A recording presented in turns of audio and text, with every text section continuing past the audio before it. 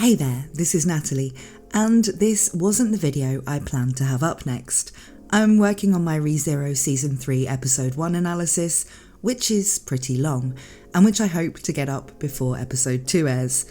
But the situation with Chibi Reviews, getting not just doxed, but also having accounts hacked and blocked, and even worse to my mind, having his brother's death mocked, well, it's just been really bothering me, so I wanted to talk about it in a short video before I get back to working on that.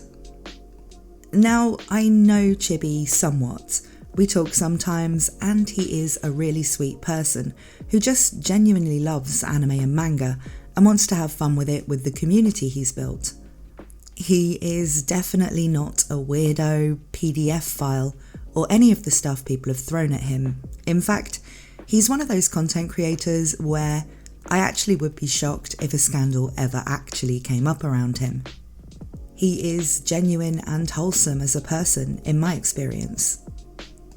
But because he finds it a fun part of being an anime fan to sometimes meme about the lewd or absurd stuff we find in the medium, people with no media literacy or who can't take jokes in context think he's reprehensible somehow, to the point of thinking it's somehow morally good to dox him, take over his little-used DeviantArt account to post actual CP, and to disrespect the grave of his deceased brother.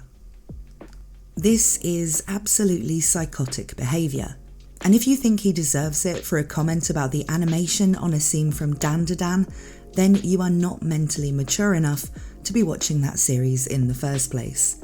We know it's a sensitive scene that covers an instance of SA. That's why Chibi's observation that they went hard on the animation for the scene is an amusing or interesting one. Like using your Sakuga budget on that scene, well, choices were made, and thinking that is funny is not making light of what happens in the scene. But even if it was, it's just fiction. If you take the piss out of how or why something is done in any work of fiction, it's not a reflection of how you feel about equivalent situations in real life. And it's extremely immature to think that it is. Think some of the murder scenes in Dexter were a bit hammy and ridiculous? How dare you mock murder victims? If you're not able to deal with shows where stuff like this happens, that's your own sensitivity, and it's fine.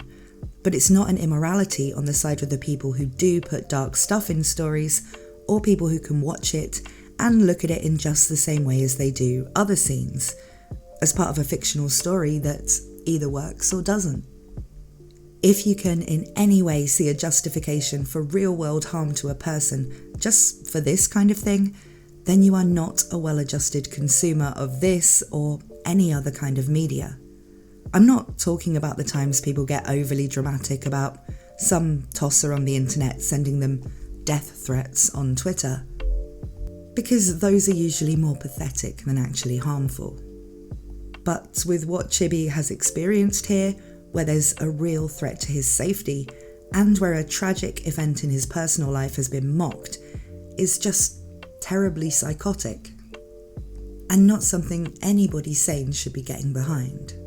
You are unhinged if you believe there's any justification for this. If you're that deep in your anti-hole that you think there's anything particularly bad about what he says, then sure, say what you think about him. But to actually think you're doing a good thing by affecting his real life and that of his family over an anime take, no, you're not exposing a criminal here. You're exposing your own immature worldview. And, well, that's really all I've got to say on this.